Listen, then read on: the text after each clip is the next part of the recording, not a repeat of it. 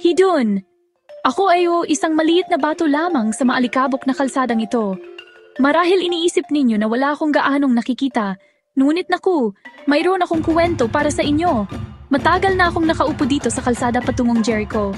Nakita ko na ang lahat ng uri ng tao na dumarating at umaalis. Ngunit isang araw, may nakita akong talagang nakakuha ng aking pansin.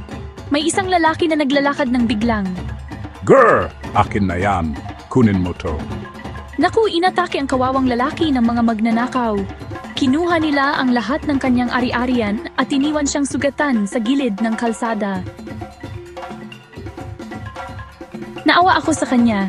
Mukha siyang talagang nasaktan at natatakot.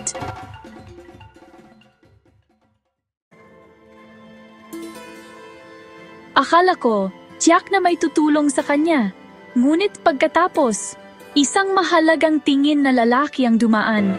Nakita niya ang sugatang lalaki, ngunit nagpatuloy lang siya sa paglalakad. Pagkatapos ay may isa pang lalaki ang dumating. Mukha siyang nagtatrabaho sa templo. Tiyak na tutulong siya. Ngunit, hindi. Umalis din siya. Nagsisimula na akong malungkot.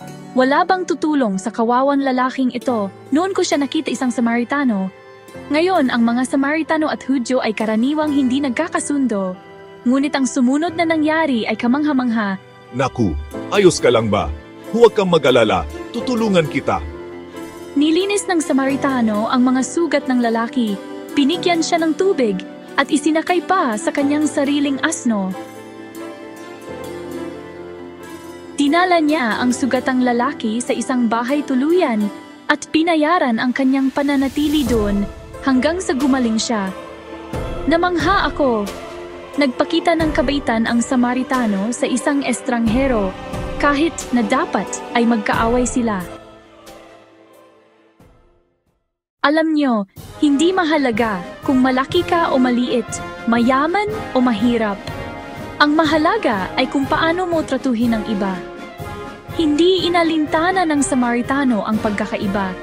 Nakita lang niya ang isang nangangailangan ng tulong at gumawa siya ng paraan.